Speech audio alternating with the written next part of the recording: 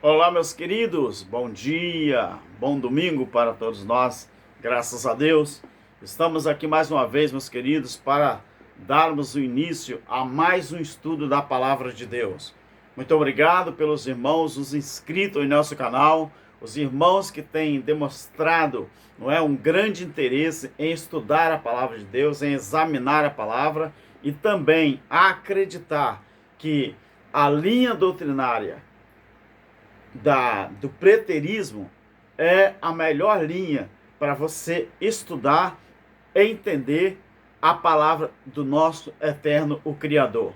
Querido, continue se inscrevendo no nosso canal, continue compartilhando, continue usando a aba dos comentários para comentar. E você que ainda não é inscrito, se inscreva, ative o sininho de notificação para que você possa receber todas as notificações do canal do nosso irmão Alberto Lírio. Querido, deixa eu te falar uma coisa para você. Neste vídeo hoje, eu quero aqui, pelo menos, usando a Bíblia, a palavra do nosso eterno, para pelo menos a gente quebrar pelo menos mais dois paradigmas da religião evangélica. Vamos usar a Bíblia e mostrar que nem sempre é aquilo que eles pensam ou aquilo que eles ensinam. Mas para isso, nós vamos usar como base o Salmo de número 90. Deixa eu aqui abrir um parêntese e falar para você que o Salmo 90 não é o Salmo de Davi. O Salmo 90, o que é registrado no Salmo 90? A oração ou uma oração de Moisés. Quem escreveu o Salmo 90 foi Moisés. E isso aqui é uma oração. Tá bom, meus queridos? Então vamos usar como base esse salmo e vamos quebrar, usando esse salmo, um paradigma que a religião evangélica ensina, mas que quando você pega a Bíblia e usa como base, você descobre que não é verdade. Vamos aqui? Primeiro versículo, porque salmo é salmo, né? Aqui foi colocado versículo, mas uma oração, você não ora a Deus botando capítulo e versículo. Você não ora ao Criador, o Eterno. Diz assim, o Salmo 90, o versículo 1. Senhor, Moisés falando, Senhor, Tu tens sido o nosso refúgio de geração em geração. Antes que os montes nascessem, ou que formasse a terra e o mundo, de eternidade a eternidade, Tu és o Eterno. Eu troco, tá, meus queridos, essa palavra, esse verbo Deus, porque nós sabemos que o verbo Deus, ele veio, não é, do mundo pagão. Quando você tira o D e você coloca o Z, fica Zeus. E na mitologia grega, você sabe que Zeus era um deus pagão, né, da mitologia. Então, Deus não é nome de ninguém. Deus é um título ou uma divindade que dá para alguém.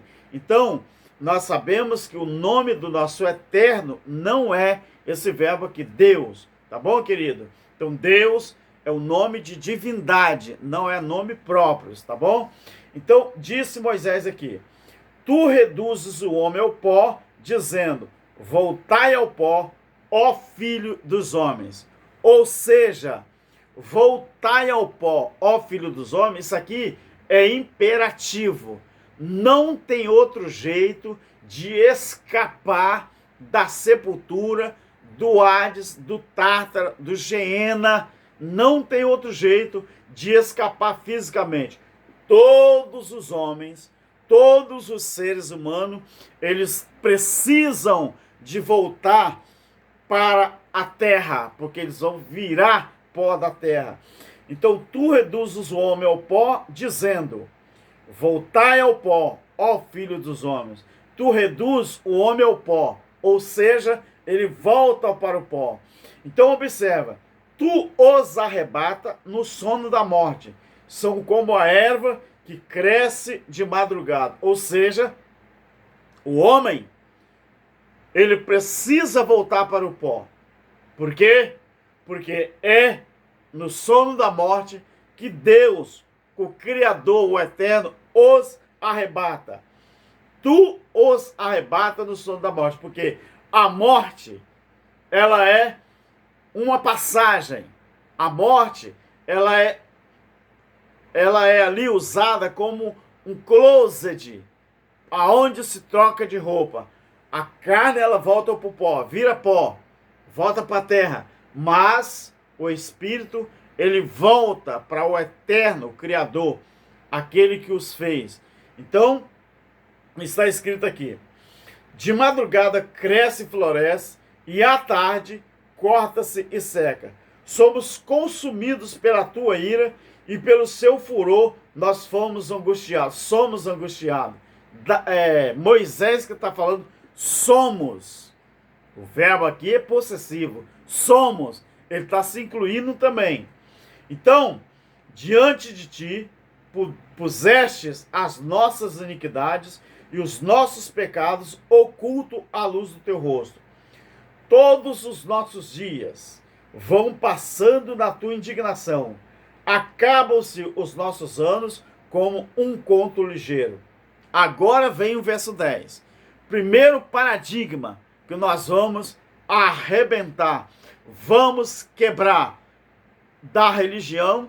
Paradigma que a religião usa está aqui, a partir do versículo 10. Preste atenção. A duração, Moisés falando. A duração da nossa vida é de 70 anos. E se alguns, pela sua robustez, chegam a 80 anos, o melhor deles é canseira e enfado, pois passam rapidamente e nós voamos. O que Moisés está dizendo aqui? Normal, o tempo normal da vivência do homem na terra é 70 anos. Nos dias de Moisés, Moisés já reconhecia que os dias do homem normal eram 70 anos. Se por acaso ele viesse a sobrepujar, ele viesse a quebrar esse paradigma de 70 e por acaso chegasse a 80 anos, ele estava falando assim, que o melhor disso seria canseira e enfado. Ou seja, se uma pessoa, ele chegou aos 70 anos, mas pelo seu porte físico, pela sua natureza, ele consegue ultrapassar os 70, ele, pela sua robustez, ele ultrapassou. Mas depois dos 70 é canseira e enfado. Mas o normal seria 70 anos. Então, meu querido, deixa eu te mostrar uma coisa. Nos dias de Moisés, quando ele registrou esta oração e colocou, o sistema eu coloquei aqui no Salmo 90, então uma geração nos dias de Moisés já eram 70 anos. Por quê? Porque uma geração era contado de acordo com os dias de vida que um ser humano normalmente vivesse aqui na Terra. Claro que não tem nada a ver com a pessoa que vive 10 anos, 20 anos, 50, não. O normal, uma geração, era de 70 anos. Alguém poderia até ultrapassar os 70, mas o normal era 70 anos. Deixa eu te falar uma coisa para você. O rei Davi, ele nasceu por volta do ano 1040 antes de Cristo, lá em Belém. Ele faleceu, o rei Davi, ele faleceu por volta do ano 970 antes de Cristo. Quer dizer, 40 com 30, 70. Nasceu em 1040. Então, ele morreu por volta do ano 70 antes de Cristo, lá em Jerusalém. Então, Davi, ele viveu 70 anos. Então, o Salmo 90 é uma oração de Moisés, que quando ele escreveu este salmo, uma geração já era de 70 anos. Para nós entendermos melhor isto aqui, o Salmo 90, nós vamos ligar o Salmo 90 com Mateus 23, 33 ao 37. Abra sua Bíblia aí comigo, você do outro lado, eu do lado de cá e você do lado de lá. Abra sua Bíblia em Mateus, capítulo 23, versículo 33 ao 37. Observe isso aqui. Mateus, capítulo 23, do versículo 33 ao 37. Disse o Cristo, na sua manifestação lá em Jerusalém, ele disse essas palavras. Disse a quem? Aos escribas e aos fariseus: serpentes, raça de víboras. Olha só o que ele diz. Como vocês vão escapar da condenação da morte? Como que vocês vão escapar da condenação da sepultura? Escapar da condenação do Geena, do Tártaro. Escapar da condenação da sepultura, que aqui no português é inferno. Mas sabemos que inferno é sepultura, lugar dos mortos, lugar encoberto. Tem nada a ver com o inferno físico pegando fogo. Jesus diz, o Cristo, portanto, eu vos envio, ou seja, eu envio a vocês profetas, envio sábios, envio escriba, a um vocês mataram e crucificaram, a outro vocês açoitaram na sinagoga de vocês, ou seja, na igreja de vocês, nas vossas sinagogas, no templo de vocês. Então, o que acontece aqui? A um vocês mataram, a outro vocês crucificaram, a outro vocês açoitaram na vossa sinagoga, e vocês os perseguiram também de cidade em cidade. Assim é uma comparação. Ele está dizendo, então do mesmo jeito, o verbo assim, você pode traduzir do mesmo jeito. Do mesmo jeito, recairá sobre vocês todo o sangue justo derramado sobre a terra, desde o sangue do justo Abel até o sangue de Zacarias, filho de Baraquias, a quem vocês mataram entre o alpendre e o altar, entre o santuário e o altar. Preste bem atenção. O versículo 36. Em verdade, eu digo a vocês que todas essas coisas hão de vir sobre esta geração. Tempo verbal de esta geração era o tempo presente quando Jesus estava conversando com eles.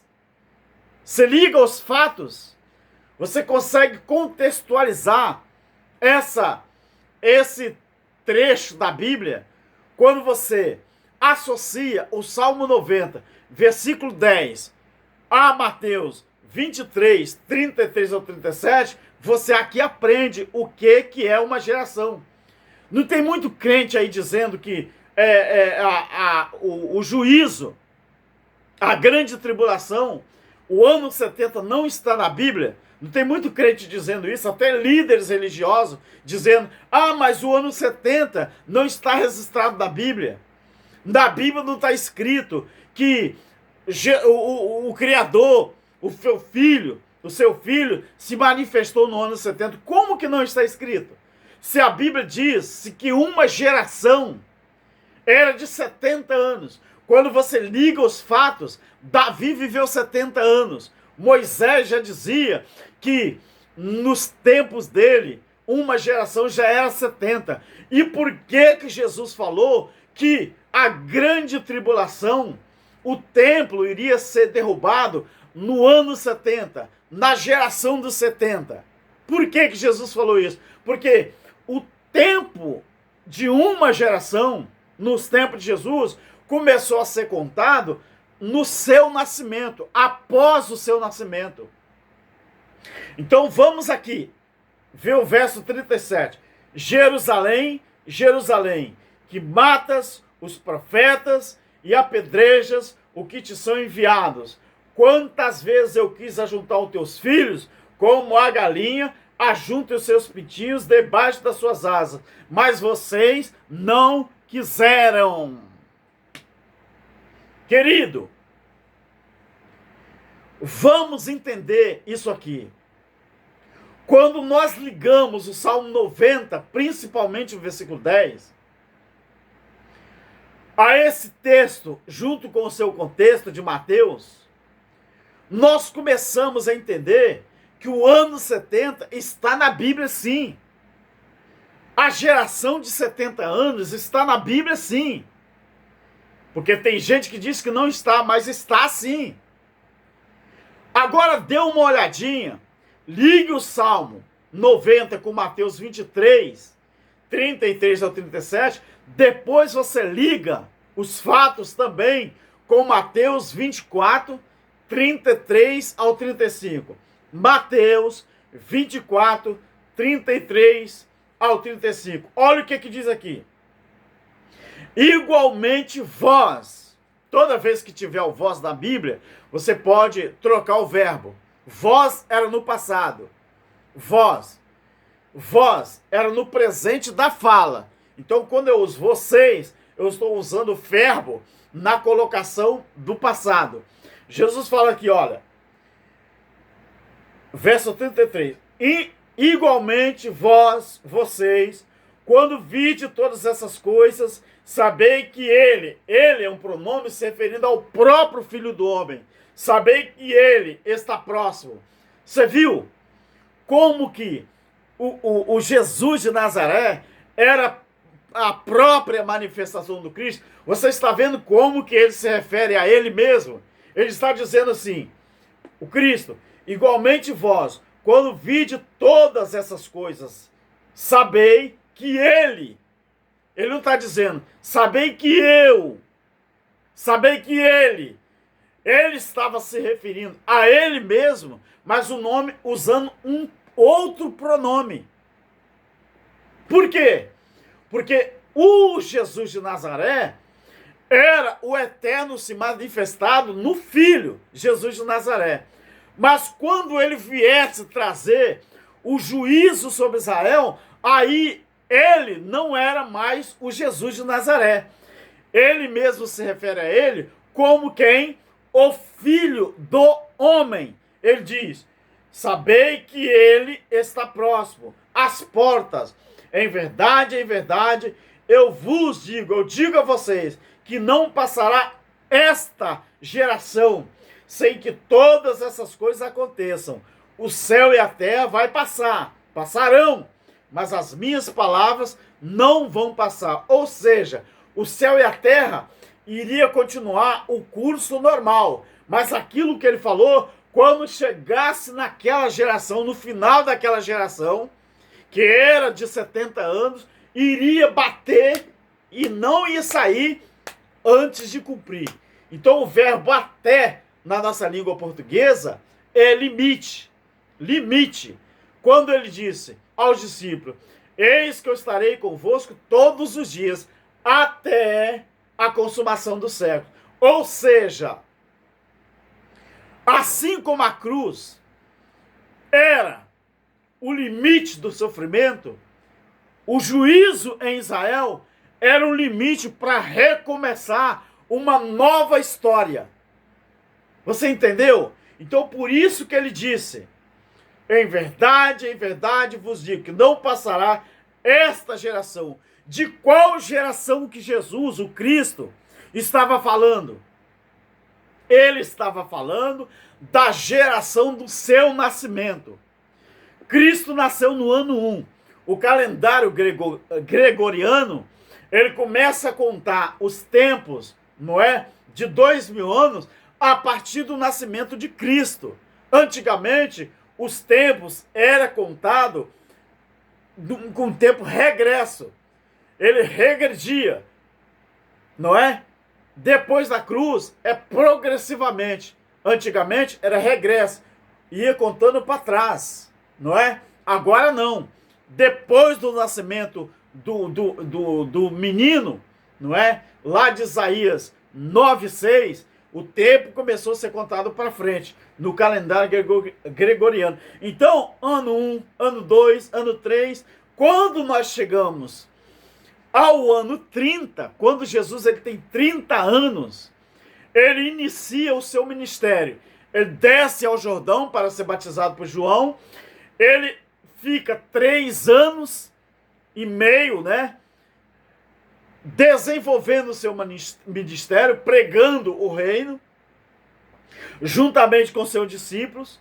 Mas, aos 33 anos e meio, ele é levado para a cruz, para ser crucificado, para morrer por causa das transgressões dos judeus. Aí, quando a gente chega nos 33 anos e meio, ele morre, mas ele ressuscita. Fica 40 dias depois da sua ressurreição, ele fica ainda 40 dias no meio do povo, se apresentando ao povo. Mas quando chega 36 anos e meio, depois que Jesus volta para a eternidade, aí, como Cristo ressuscitado, retomando a sua posição de origem como o eterno Criador, porque a Bíblia diz que no princípio era o verbo era Deus, e o verbo estava com Deus, o verbo era Deus. Ele se fez carne, se tornou carne, quer dizer, o Criador eterno, ele se tornou carne e habitou entre os homens. Quando deu, começando do ano 1, aos 33 anos e meio, acontece na terra o que deveria acontecer quando o Filho de Deus veio, o Filho do Eterno, a sua manifestação. Quando a gente chega 36 anos e meio depois, acontece o juízo em Israel. Ou seja, justamente na geração que ele falou que iria acontecer aquilo tudo, o exército de Roma, comandado pelo general Tito e o seu pai Vespasiano, entra em Jerusalém, coloca fogo na cidade, os soldados jogam uma flecha com uma tocha de fogo no templo, o templo pega fogo, tudo é destruído, vem abaixo, só restando o muro de Jerusalém, parte do muro, que foi batizado com o Muro das Lamentações. O templo ruiu, Mateus 24, 14, Mateus capítulo 24, então cumprindo Mateus 24. Então o que aconteceu ali? Preste atenção, Mateus 24, 14. Antes do juízo acontecer, o que tinha que acontecer? Antes do juízo acontecer, tinha que acontecer isso aqui, ó, Mateus 24, 14. E este evangelho do reino será pregado em todo o mundo, em testemunho a todas as gentes, e então virá o fim. Aí você diz, Alberto, o fim não chegou não. O evangelho do reino não foi pregado. Quem disse a você que o evangelho do reino não foi pregado? Então olha lá em Colossenses capítulo 1 e o versículo 23, se foi ou não foi pregado. Depois você olha Romanos capítulo 10 e o versículo 18 e me diz se o evangelho do reino foi pregado para todo mundo ou não. É porque as pessoas pensam que todo mundo se refere a todas as nações que existem hoje no século 21. Não, querido. O evangelho do reino, ele não foi pregado pelos apóstolos. O apóstolo Paulo pregou o evangelho da graça. O evangelho do reino foi pregado por Jesus e pelos seus discípulos. O evangelho eterno é o evangelho que veio depois do juízo, que hoje é proclamado no mundo inteiro através daquele povo do Criador que estão aqui, mas que na verdade são espíritos aperfeiçoados. Quem proclama o evangelho eterno são os espíritos aperfeiçoados, eu e você. Você está me entendendo? Você está me entendendo? Bom, Alberto, então o paradigma sobre uma geração já cumpriu. Porque nos dias de Jesus, o Emanuel encarnado, ele diz que tudo ia acontecer naquela geração dele. Ou seja, Jesus saiu da terra com 33 anos e meio. Mas isso não quer dizer que não cumpriu na geração dele, porque ele estava falando de 70 anos. Então, Jesus, desde o seu nascimento até o ano 70, tinha que cumprir tudo que ele falou. E aconteceu, querido. Tudo cumpriu dentro do ermo dos 70 anos, do jeito que Daniel falou. Tudo cumpriu. Mas, Alberto, beleza, isso aí está provado na Bíblia, então. Que nos dias de Moisés, uma geração já era de 70 anos. E Jesus falou que o juízo, a grande tribulação, iria cumprir dentro daquela geração. Tudo bem, cumpriu. Então, Alberto, e essa discussão que muitos evangélicos dizem que a igreja vai passar pela grande tribulação, outros dizem que a igreja não vai passar pela grande tribulação. Então, Alberto, como que fica isso? Quem está certo e quem está errado? A igreja nem passou e nem vai passar pela grande tribulação, porque a grande tribulação aconteceu há 2000 anos atrás. Outra coisa, querido, a igreja, corpo de Cristo, era nos dias do apóstolo Paulo. Filipenses 1,18 e Filipenses 1,24. Nós estamos, meu querido, 2000 anos depois do juízo. Depois do juízo, nós não somos mais igreja, corpo. Nós somos o que agora? Nós somos espíritos aperfeiçoados. Olha, Hebreus capítulo 12, versículo 22 e 23. Espíritos aperfeiçoados. Então, são os proclamadores do evangelho do reino. Igreja, já passamos essa fase, querido. Ou você acredita que nós ainda somos o corpo de Cristo? Nem Cristo, o Filho do Eterno, é mais. Ele não é mais Jesus de Nazaré. Ele não é mais Cristo ressuscitado. Ele não é mais Filho do Homem, querido. Ele voltou para a sua majestade. Ele é o Eterno, pelos séculos dos séculos sem fim. Ele é eterno. Você tem que aprender isso. Ah, mas nós não somos o corpo de Cristo. Não, querido, corpo de Cristo. Como que eu sou o corpo de Cristo 2000 anos depois da cruz? 2000 anos depois da manifestação? Como? O juízo já veio. O anjo de Apocalipse capítulo 14, versículo 6, ele proclama o evangelho eterno, que é pelo século dos séculos sem fim. Por isso ele é eterno, porque o evangelho eterno, ele é para ser proclamado, ele não é para ser pregado, ele é para ser vivido. Então, essa discussão que alguém fala, irmão Alberto, mas a igreja, então os pastores estão errados? É claro que estão, meu querido. Vamos quebrar então o segundo paradigma. Primeiro é o ano 70, que muita gente fala que não está na Bíblia. Está na Bíblia sim, porque ano 70 é uma geração. Jesus estava falando da geração dele, a geração que ele nasceu. Por isso ele usa o verbo do tempo presente, a colocação verbal é o tempo presente. Não passará esta, ou seja, se ele quisesse falar, não passará a geração que eu nasci. Esta geração que eu nasci não vai passar sem que tudo isso aconteça. Então essa discussão, vamos provar na Bíblia. Que a igreja não passou, não vai passar, não passou, não vai passar e nunca passará. Porque a igreja, como corpo de Cristo, não mais existe. Infelizmente, muita gente não entende isso. Infelizmente. Mas se você tem dúvida, estude a Bíblia. Estude ela. Principalmente o livro de Hebreus. Por que Hebreus? Porque Hebreus é o livro que trata do quê? Da transição da graça para a lei.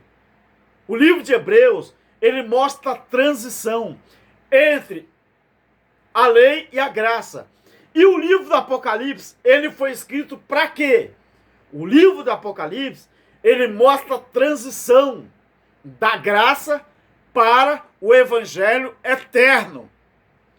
O livro do Apocalipse, registra tudo que está no Apocalipse. Registra o juízo, a grande tribulação. Pós isso aí, principalmente a partir do capítulo 14, depois o capítulo 20, o 21, 22, você vai ali a transição. Que é a transição da graça para o evangelho eterno. Ou seja, aqueles que eram um corpo físico que se tornou igreja, agora de igreja passa a ser espíritos aperfeiçoados. Apocalipse 14, 6. E lá em Hebreus 12, 22 e 23. Espírito aperfeiçoado, ele proclama o evangelho. Ele não prega salvação. Ele não prega arrependimento, porque essa fase já terminou. Então, Alberto, e essa discussão aí? Tá, vamos na Bíblia. João, capítulo 25, capítulo 5, melhor. João, capítulo 5, versículo 24 e 25. Vamos quebrar esse paradigma de uma vez por todas, usando a Bíblia, usando a palavra. Vamos botar os cães gulosos para beber água. Vamos botar os cães gulosos para parar de uma vez por todas de enganar as pessoas. João capítulo 5, 24, versículo 25. Olha o que diz aqui. E é Emanuel, a manifestação do Eterno, no Emanuel, falando isso aqui. Não é discípulo, não é apóstolo, não é profeta, não é rei, não é nenhum juiz comum. É o próprio Emanuel. É o Deus conosco que está mencionando isso aqui. João capítulo 5, versículo 24. Em verdade, eu digo a vocês que quem ouve a minha palavra, olha só o critério. Quem ouve primeiro a minha palavra e crê, segundo critério, naquele que me enviou, preste atenção, as duas manifestações do Eterno, como Filho e como Pai da eternidade. Nós sabemos que Pai da eternidade, o Emanuel também era. Isaías 9:6. Preste atenção. Quem crê, quem ouve a minha palavra e crê naquele que me enviou, tem a vida eterna. Tem! É tempo presente, da época da escrita. Tem a vida eterna, e não entrará em condenação, mas passou. O verbo passou já estava no passado desde quando isso aqui foi registrado. Olha, quem ouve a minha palavra e crê naquele que me enviou, tem a vida eterna e não entrará em condenação, mas passou da morte para a vida. Agora preste atenção no versículo 25. Em verdade, confirmação. Em verdade, verdade duas vezes. Não tem como sair fora disso aqui. Em verdade, eu digo a vocês que vem a hora e já chegou. Gente, já chegou. O tempo verbal já era presente desde a época que o Emanuel, o Filho, estava mencionando isso aqui. E já chegou em que os mortos ouvirão a voz do Filho de Deus, e os que ouvirem viverão. Dê uma olhadinha em Mateus capítulo 27, o versículo 46 e o versículo do 46 ao 54, e vê se isso aqui não já cumpriu. Mateus capítulo 27. Isso aqui já aconteceu ou não? É claro que já. Então por que os líderes evangélicos ainda conseguem continuar enganando as pessoas? Simples. Porque crente não gosta de estudar a Bíblia. Mateus 27, 46 ao 54. Por volta da hora nona, exclamou Jesus em alta voz: Eli, Eli, lama sabachthani. Ou seja, aqui está em aramaico, não é? Então ele disse: Eli, Eli, lama sabachthani. Ou seja, Deus meu, por que me desamparaste? Que quer dizer, Deus meu, por que me desamparaste? Alguns do que ali estavam, ouvindo isto, diziam: ele chama por Elias. E logo um deles, correndo, tomou uma esponja, embebedou-a em vinagre e, pondo-a numa cana, dava-lhe de beber. Os outros, porém, diziam: deixa, vejamos se Elias vem livrá-lo. E Jesus, clamando em outra vez, com grande voz, rendeu o espírito. Nesse instante, o véu do templo se rasgou, e fenderam-se as rochas. Abriram-se os sepulcros, e muitos corpos de santos que dormiam ressurgiram. Só os corpos de santos que dormiam ressurgiram e entraram, saíram dos seus sepulcros e, depois da ressurreição, entraram na cidade santa e apareceram a muitos. Isto aqui, meu querido, também já cumpriu. Dá para você entender. A geração de Jesus era a geração que ele nasceu. Quando chegasse no final da geração que ele nasceu, iria cumprir o juízo. E cumpriu. Quando ele fala que teria que cumprir naquela geração, cumpriu direitinho. Então, quando a igreja evangélica fala que a igreja vai passar pela grande tribulação, ou não vai passar, não acredite nisso. Porque a grande tribulação, ela não foi destinada ao resto do mundo, a não ser para Israel, por causa de Mateus 23. Jesus falou que o juízo seria para cobrar a nação de Israel por tudo os que eles tinham feito, desde Abel até Zacarias. Entendeu, meu querido? Entendeu? Então, esses dois paradigmas, o paradigma, não é, da geração, ela é bíblica, e o paradigma da grande tribulação, vai passar ou não vai passar, também já foi cumprido. Então é isso que eu queria trazer para você. Paz eterna a todos e um grande abraço do nosso irmão Alberto Lírio. Fique na paz. Amém.